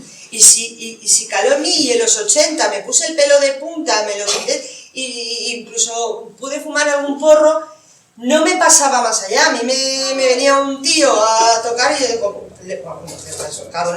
porque yo tenía muy claro que tenía que ser yo la que mantuviera mi pureza y hasta que, ¿sabes? Y teníamos todo eso, como ha preguntado la chiquita, dentro. Y yo me he enterado de que era feminista, aunque lo he sido toda la vida, con las periodistas paramos, no te digo más. Bueno, y ojo, que como ha dicho Isa, o sea, nos lo tenemos que hacer mirar todas y todos, porque como ha dicho Isa, en la conversación aquella nos quedamos pasmadas las periodistas feministas, dándonos cuenta que estábamos contando solo las historias de los abuelos. Y que no habíamos caído en las historias de las abuelas. Sí. Las periodistas feministas, ojo, Entonces, o sea, efectivamente, tenemos la historia que se nos ha contado habitualmente, es que aparte del tema de la guerra y demás, en general es una historia sesgada en la que existen los intereses de los varones que mandaban. Ni siquiera de todos los varones, los intereses de los varones que mandaban. Entonces, ¿qué nos han enseñado? Las guerras, los cambios políticos, los cambios de gobierno, los cracks económicos, tal, pero no nos han enseñado ni cómo vivía la gente, y mucho menos cómo vivían las mujeres, o cuál era la circunstancia de las mujeres. Entonces, por ejemplo, todo esto que estamos contando, de que no podías abrir una cuenta sin el permiso del marido, ni viajar, ni tener pasaporte, que si tú te casabas con un extranjero, perdías tu nacionalidad española, etcétera, etcétera, etcétera, que matar a la mujer era o sea que existía el delito de suicidio, pero tenía una serie de o sea, si tú atenuantes, si tú matabas al marido fastidiabas, o sea, y si tú le eras infiel también podías terminar en la cárcel. Y los hijos eran siempre de él. También, o sea que hasta hace mucho tiempo el hogar familiar era el del varón, o sea, una serie de cosas que tú se lo cuentas a la gente de ahora y se te quedan mirando como diciendo que estás hablando de una cosa extraterrestre. Bueno, ¿sabes? Cuando yo me fui a casar con ese señor, como no podíamos ir queríamos hacerlo en determinada iglesia de mi pueblo, Mumona y tal, como no podíamos ir al cursillo prematrimonial, lo hicimos con un test. Claro, a mí me tiraron en el test y yo veía que no me iban a dar el papelito y iba a llegar la fecha, porque yo contesté cosas lógicas. Y una de las cosas que te enseñaron, esto fue en el 99, que no hace tanto, una de las cosas que me tenía que aprender era que era normal que el hombre llegara a casa y que tú estuvieras loca de la cabeza de estar ahí metida en casa sin hacer nada. Aunque trabajes fuera, tú es él el que te tenía que sacar y pasear, porque las mujeres son muy volubles, porque su naturaleza alocada, histérica, la palabra histérica estaba. Esto en unos papeles de la iglesia de 1999. Me tiraron 2 veces y yo digo, chico, mira, al final voy a decir al ayuntamiento que no llegamos. Pero es que de hecho antes... Y creo que siguen, existía el manual de la buena esposa. Claro. Era un manual... Que sabía que no tuviera... un cura. Claro, no tenían educación y la poca educación que tenían era aprende a ser una buena esposa. Que tú estás casada, da igual. Tu marido te tiene que ver guapa, arreglada, tienes que tenerle la comida lista, todo planchado. Si tienes un problema te callas porque el que necesita desahogarse es el que ha tenido un día muy duro, o sea... Elena Francis. Bueno, era un tío. Tal cual. Bueno, chicas, vamos que estamos aquí. Sí, perdón. Oye, pues yo os voy a contar una cosa que no la he contado mucho y que además, no sé si por mi edad, me está dando miedo. Eso lo he dicho a veces. Es que, veréis, mi padre también era ministerio, yo tenía era de Córdoba, mi padre, y resulta que yo me entero, pero ya me entero muy mayor, me entero casi con mis 30 años, con una prima mía que tengo que es mucho más mayor que yo, era casi más de la edad de mi padre, porque mi padre era el pequeño, y os cuento. Mi abuela, por lo visto, se casa con un señor, tienen un bar, se casa con un señor y tiene 3 hijos y la deja, se larga, se va a Valencia. Este señor venía de Valencia, era un señor muy de derecha social también por lo visto, y al final ahí la engañó. El caso es que él se va y la deja sola, con los 3 hijos. Mi abuela después conoce a un señor y tiene a mi padre. Pero para que veáis lo que estamos hablando, todo eso era oculto, no sabemos, de hecho ella se fue del pueblo, se fue a otro sitio, y yo me he enterado, ya os digo, de muy mayor, que en realidad yo no era Cabanes. Le pusieron a mi padre el apellido de mis hermanos, no sé cómo lo harían, pero realmente, y eso, mi padre se ha muerto en la pandemia, mi padre no sabe que lo he sabido yo y que yo se lo he contado a mis hermanos porque me lo han contado. Porque todo era oculto, sí, claro, oculto. Oye, pues nada, unas líneas, te lo arreglamos, unas fotos del blog. Ahora, también os voy a contar una cosa muy graciosa que me contó mi prima. Mi abuela creo que debía ser un personaje porque en el bar, por lo visto, cuando había elecciones, invitaba a todos los de derechas y los emborrachaba para que si alguno llegaba tarde. Debía ser un personaje, no llega a conocerlo. Hay cosas tremendas. María Pérez del Campo, la que fue sigue siendo presidenta de la Asociación de Mujeres Separadas y Divorciadas, la histórica, contaba que había muchas mujeres que las abandonaba el marido, ¿no? Entonces las abandonaba el marido y desaparecían. O sea, se quedaban, digamos, como si fueran viudas, pero sin serlo, claro. Ese señor podía volver a aparecer o no, o tal. Sí. Pero ante la vergüenza de que te hubiera abandonado el marido y tal, y el tener tú que actuar y hacer cosas y no sé qué, muchas ponían en el buzón viuda de... Claro. ¿sabes? De tal manera que dice, bueno, este no va a volver, o sea, así que no me pregunten más, por favor, ¿sabes? O sea, pues se mudaban y tal, y ponían en el buzón viuda de, para que se viera que tenían hijos, pero no había un señor ahí, pero que eran señoras respetables, ¿sabes? Y que no se metieran en su vida, que dejaran de cuestionar la viuda de... O sea, eso os da idea de... Claro, es que porque si se habían ido, algo habrás hecho. Claro, estaba mi abuela encima, mi padre tiene un hermano también desaparecido, o sea, es que tenía que tener un cuidado tremendo. Bueno, y hay casos que han salido en el club de lectura del Hospital de Leganés, que salió un caso de Fuenlabrada, perdona, de la gente que era tan pobre, eran familias tan pobres que dejaban que uno de los hijos o de las hijas, o incluso dos, los criasen miembros de la familia que no tenían hijos, por ejemplo la hermana mayor o tal, o cual. Había casos a punta pala. Y de gente, o sea, de hecho sería un testimonio de que su madre no se había enterado de que no era hija, sino sobrina de quien la había criado, hasta que ya tuvo, pues, cuando ya se iban a morir. Como aquel que dice, pensaba que era su hija. En los 80 eso seguía, ¿eh? Mi hermana nació 11 años después que yo, mis padres ya no pensaban tener a nadie y mi madre empezaba con la retirada. Y una hermana de mi padre y su marido no conseguían tener hijos. Y le ofrecieron a mis padres quedarse con mi hermana Sonia. Mi padre decía, no, que de qué, y anduvieron enfadados. Porque no era normal. Y claro, cuando luego esto nos han contado, vemos a mi hermana, mi hermano y yo decíamos, partimos la casa, si se os llega a ocurrir. En los 80, ¿eh? No, pero es que mucha gente sí que... No, en el 77. Sí que accedió porque realmente tenían una situación que no podían dar de comer a tantas bocas. Imagínate que no se dijo. Claro, o sea, es que era imposible. Entonces, ¿qué haces?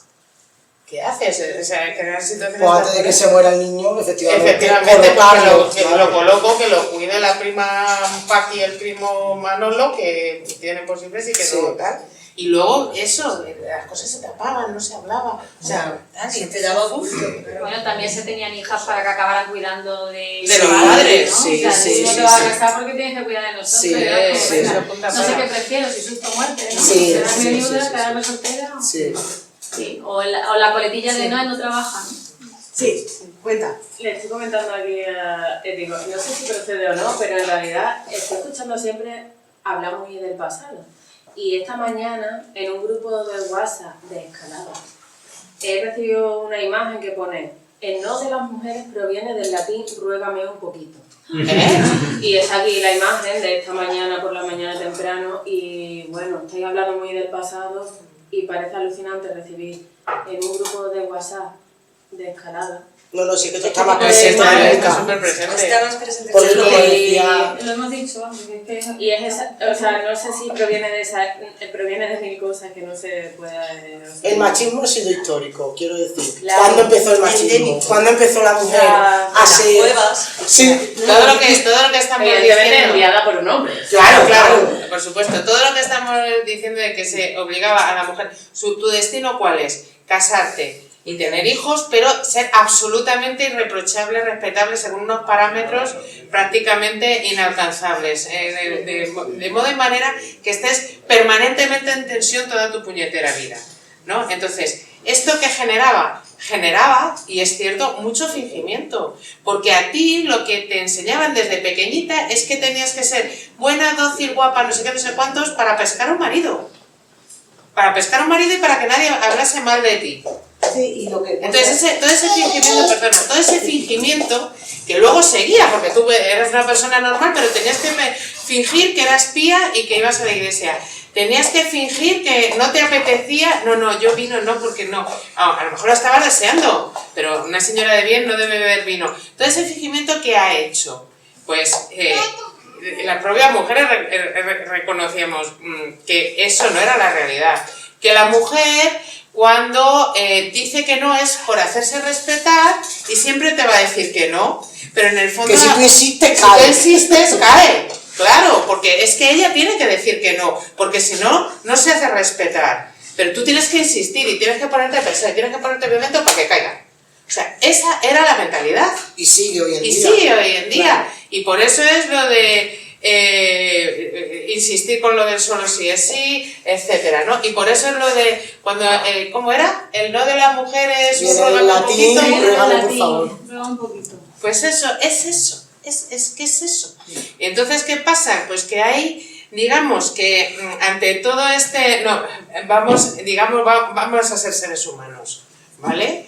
Y aquí todos vamos a dar nuestros consentimientos y vamos a vivir libremente.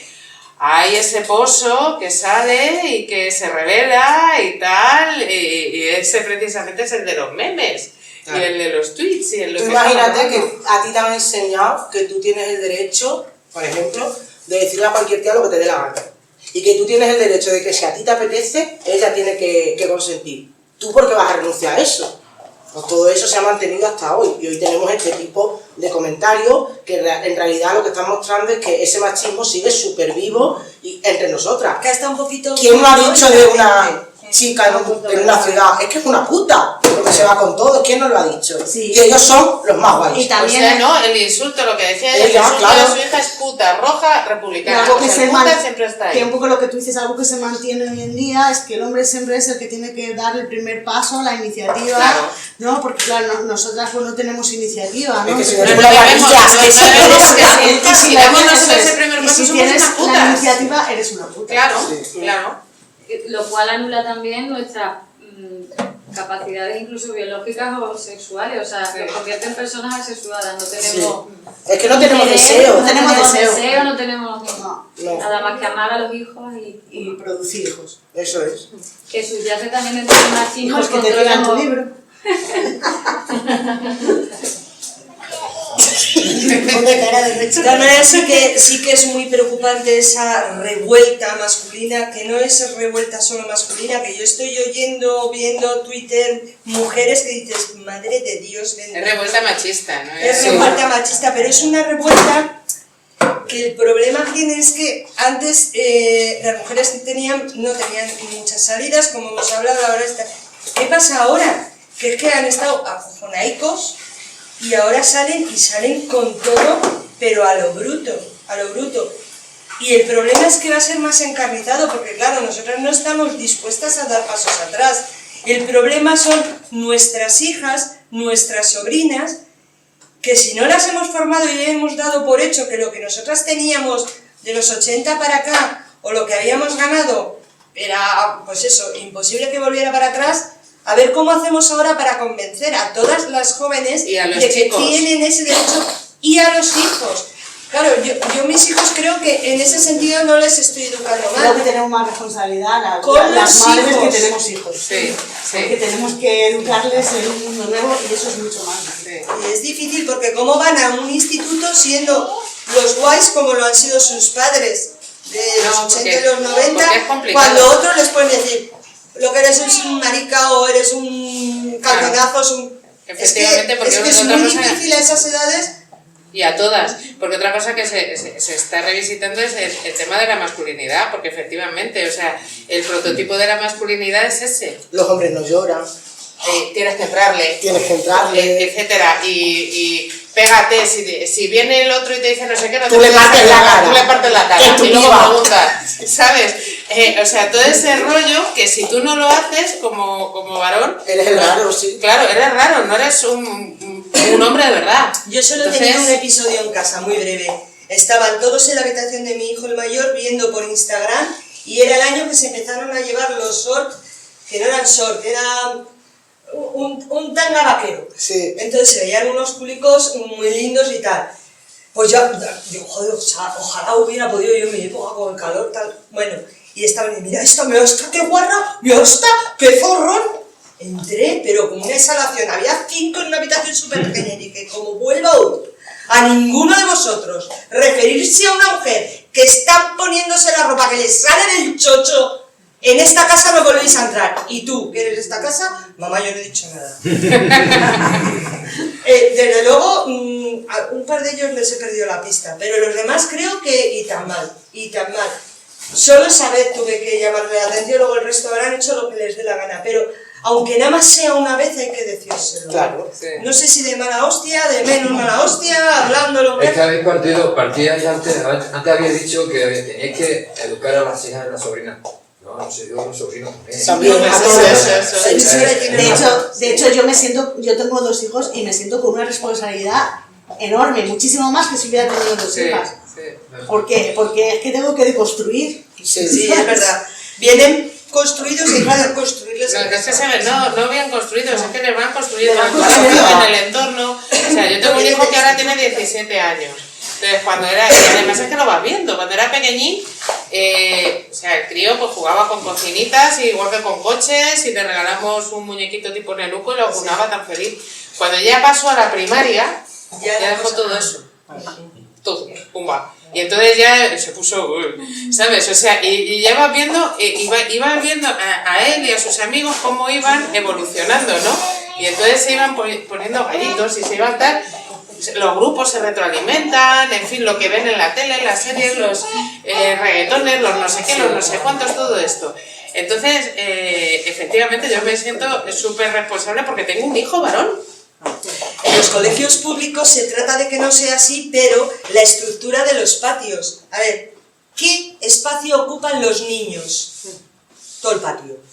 ¿Qué espacio ocupan los niños? Perdona, los niños que juegan al fútbol. No, y los otros. Los otros no tienen espacio. Los que juegan al fútbol. Los que no juegan al fútbol no tienen espacio tampoco. O sea, está todo organizado para los que el les gusta deporte el fútbol. Bueno, puede que sí, pero en general las niñas tienen la esquinita tal, en los igual, y es verdad, los patios de recreo, en general para el fútbol, pero para todo.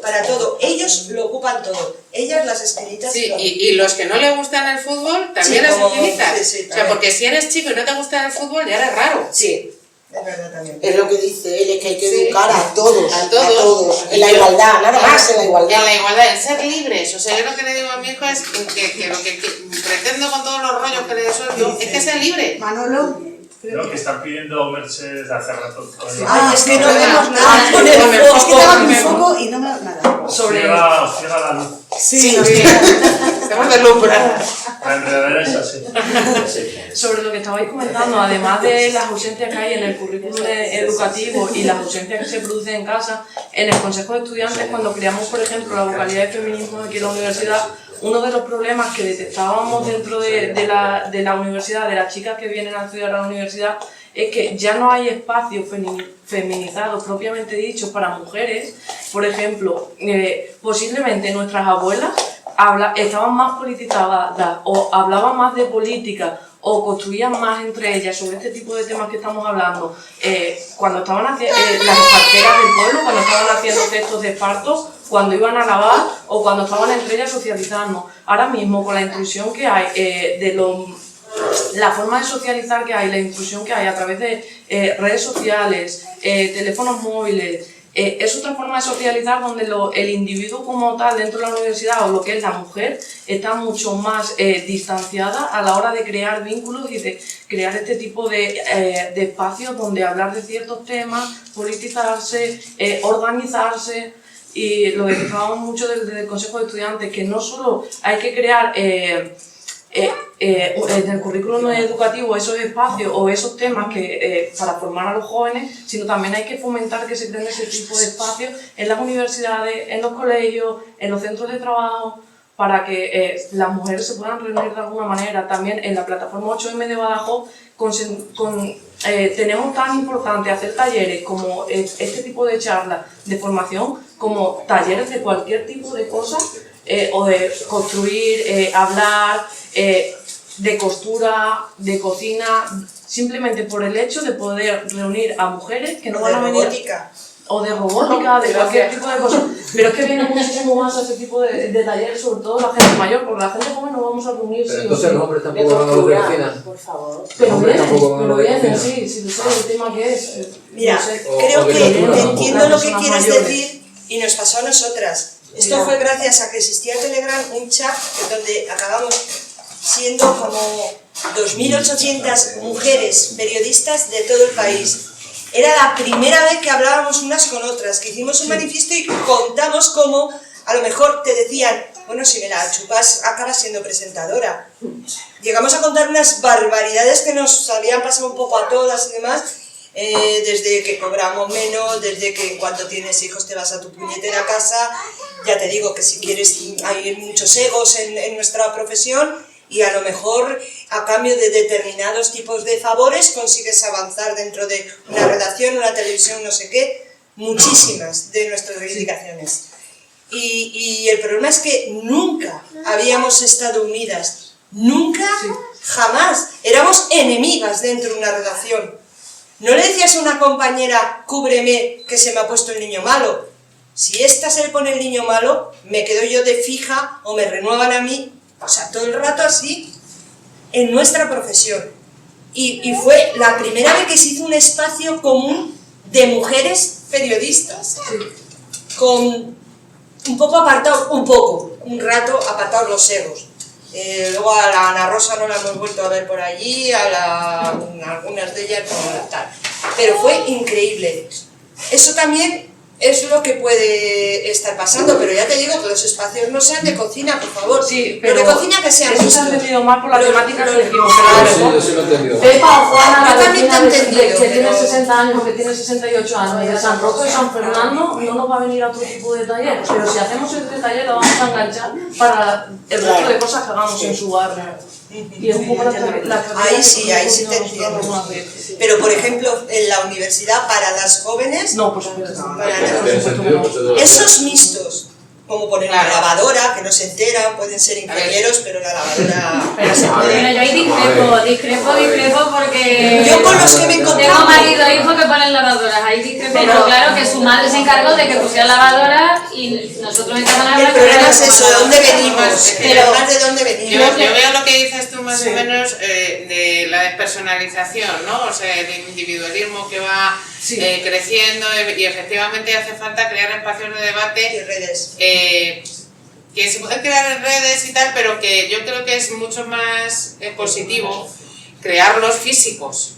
Porque en redes, en Zoom mental, o sea, los debates tienen un valor hasta un cierto punto, pero no admiten matices. El intercambio que tú haces con otras personas físicamente, de escucharte, de verte, de hablar, de intercambiar ideas, no lo puedes hacer igual en un chat, pese a que los chats tengan su valor y las redes sociales tengan su valor. Pero en un foro físico va a ir la gente que ya está convencida, no vas a pillar a más gente. El problema que nos encontrábamos en la universidad tienes más posibilidades porque se puede abrir más, pero en el físico tienes que ir allí. Entonces en un foro físico realmente quien va sabe a lo que va, no voy a ver qué tal si me convencen, no, es que no va a ir. Por eso es interesante lo que ha planteado la compañera. Eso es lo que está planteando ella, cómo hacer foros físicos y cómo, digamos, dinamizarlos desde la universidad. Se puede hacer feminismo en un taller de costura, perfectamente. ¿Y tú te crees que va a ir a un dinosaurio?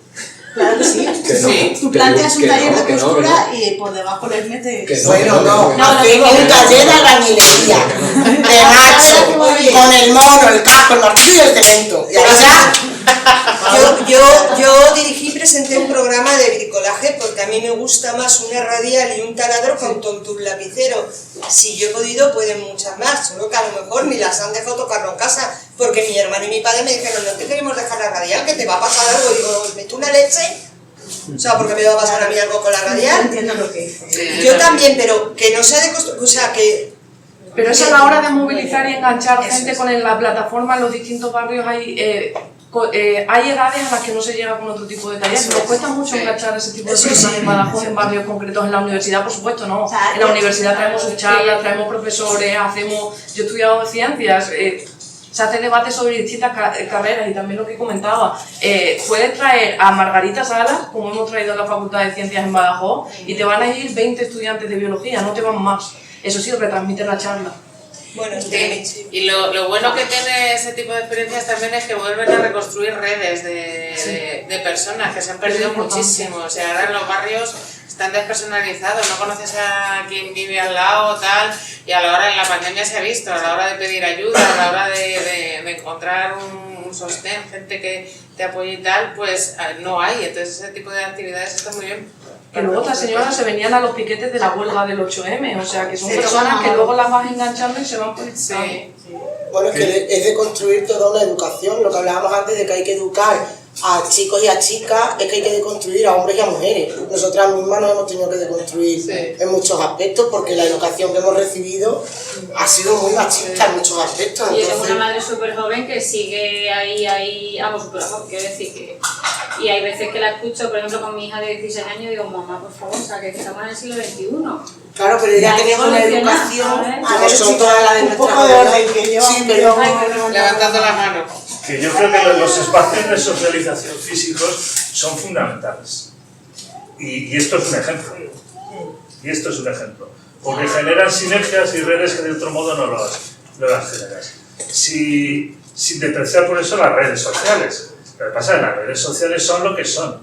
Twitter, por ejemplo, es un basurero. Sin más. De ira. Entonces no tiene sentido ahí. ¿Qué vas a hacer? ¿Qué tuiteas? ¿Para qué? Quien quiera que lo haga. Pero los espacios físicos son básicos. Lo que pasa es que no es fácil crearnos y entonces hay que tirar, como ha dicho Merce, de lo realmente existente. Y lo realmente existente a veces es que en un barrio las señoras mayores pues igual te van a ir al curso de cocina. O al taller de cocina. Y eso es así. Ojalá no sea así siempre, o no va a ser así siempre. Y no al de robótica a lo mejor. Bueno, pero es que esas Sin mayores perjuicio, a lo mejor van primero al de cocina, se conocen ahí, efectivamente, congenian, pero y luego pueden organizar pero otro lo esencial es crear la red. informática. Lo esencial es crear la red. Y esto me recuerda, aunque no venga al caso, pero viene mucho, yo he vivido muchísimos años en Marruecos, 20 años, está bien. Y me acuerdo cuando hablaba con una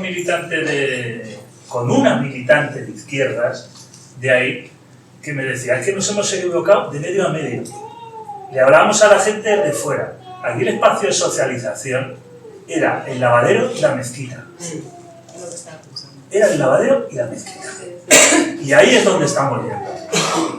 Y los resultados, bueno, pues yo lo presencié vi. Entonces, claro, a mí que vienes aquí con el rollo patriarcal, colonial, que todo lo sabes, que tal, dices, joder, pero no me estás contando. Pero no, era exactamente eso. Y si quieres hacer política, tienes que hacer en los espacios realmente existentes, donde estamos.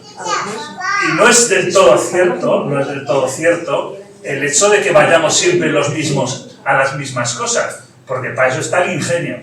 Otra cosa es que la izquierdita hemos estado muy contentos muchos años de mirarnos al ombligo y hacer cositas para nosotros. Porque estar en nuestro rollo no era una manera de cambiar el mundo, era una manera de vivir en el mundo existente, que nos hacía estar comodísimas y comodísimos. En el patriarcado, en el tal, claro. Peleábamos para no ganar. ¿Y qué sucede? Que ha venido la vuelta y nos ha pillado sin redes materiales de ningún tipo, sin redes de solidaridad, sin redes de afecto, siquiera, con barrios desolados. Y ahora, claro, nos viene lo que nos vienen chavalines de 16 años que te van cantando el canal por ahí por la calle. ¿Y qué hago? ¿Le reviento los dientes? ¿Qué hago con eso? Le doy dinero a un dentista porque no hago nada, absolutamente nada. Entonces la tarea es de trabajo y de nunca perder la cara. O sea, yo hago mucho deporte, voy al gimnasio de currelas. Y es que no paso una. Y muchos compas del gimnasio igual. Porque encima son gays. Entonces, claro, cuando dices, mariquita no sé qué, ¿mariquita qué? Mariquita es ese que está levantando más que tú, ¿qué estás diciendo? Pero no hay que perder la cara en ningún debate, por pequeño que sea. Porque esto es como el balón, esto no es el fútbol, esto es el baloncesto. Bola que no metes, bola que te has metido. Y para cuando te quieres dar cuenta, no remontas el partido ni de coña. ¿Verdad? Entonces, a pelear y duro con ello.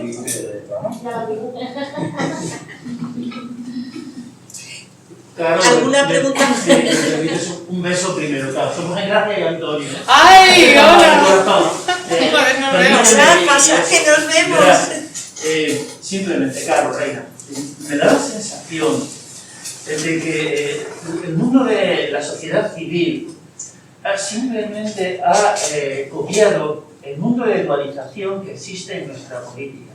De hecho, en falta movimientos sociales que sean permeables a pensamientos procedentes de la izquierda y de la derecha. Os voy a poner un ejemplo que todos conocemos. tenemos que mirarnos mucho por dentro. Hace unos años, aquí en Mérida, vimos un episodio muy triste.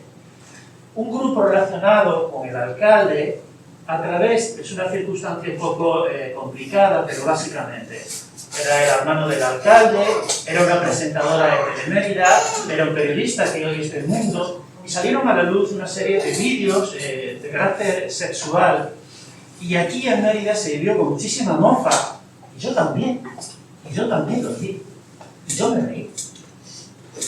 Y nadie, o muy poca gente, entendió que aquello era una violación de un derecho de libertad sexual y de intimidad, al margen de las circunstancias que habían.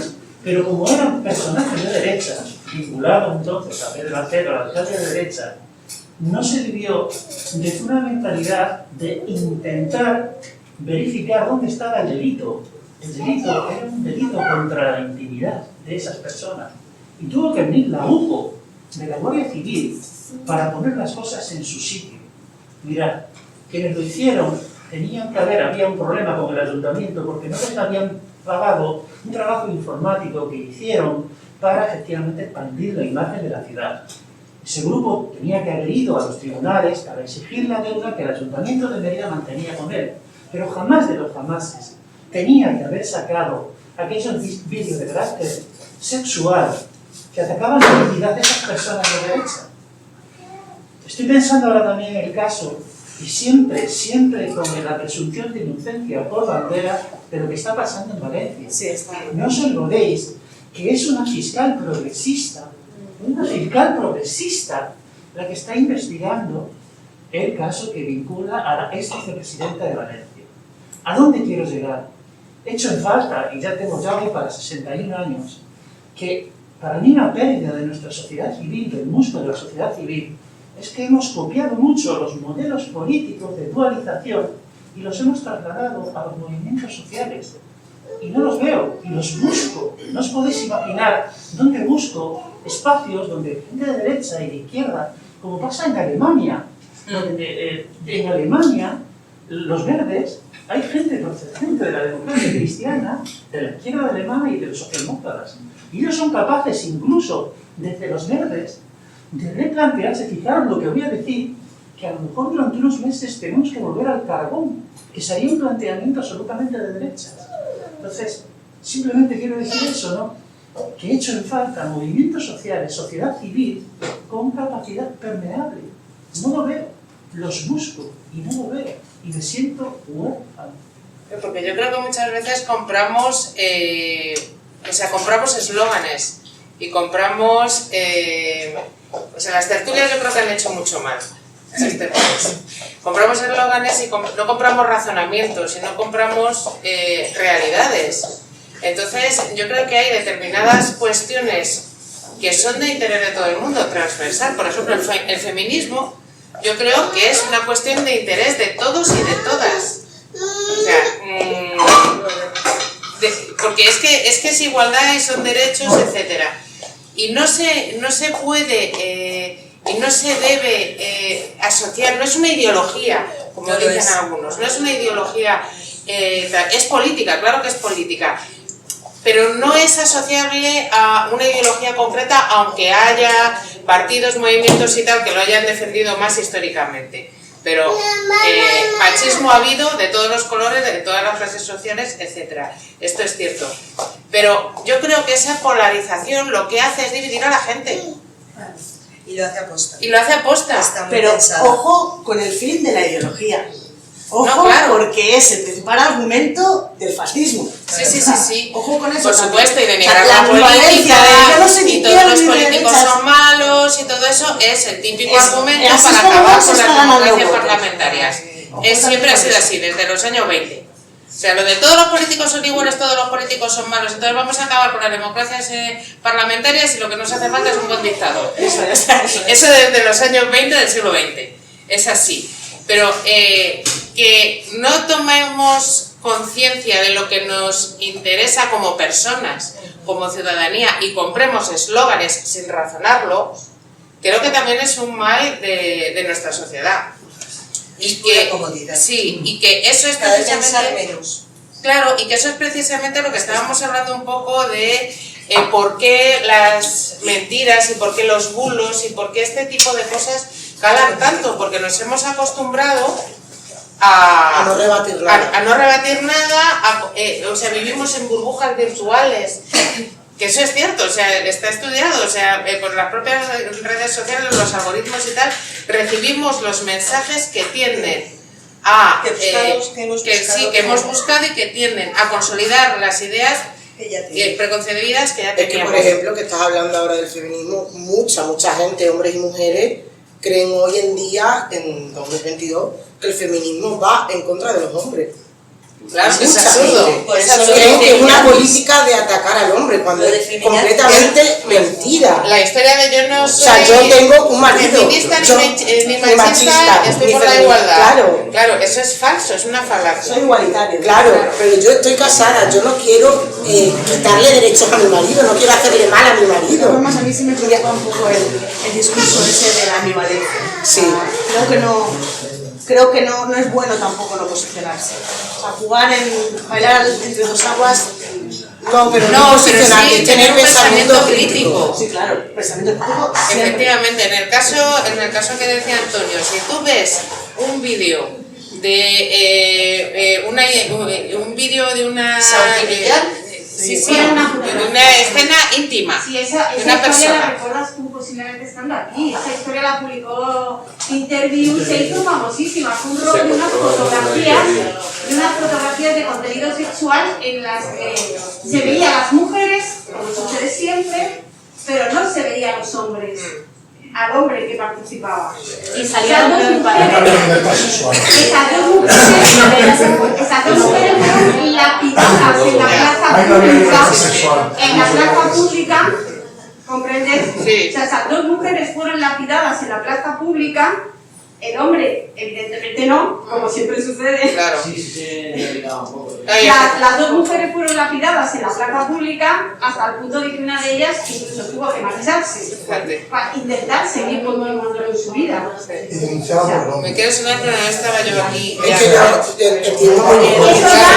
Pero es que es así siempre. A mí lo único que y me da igual de quién sea esa persona. O sea, es que nadie tiene derecho. Yo creo que hoy, a día de hoy, no sucedería. Es decir, creo que a día de hoy las mujeres no permitiríamos que aquellas mujeres las lapidaran otra vez. Sí, pasa. Hace 2 años se suicidó una mujer. Sí, lo recuerdo. Pero hubo una presión de compañeros, de hombres, y ahí había otra situación.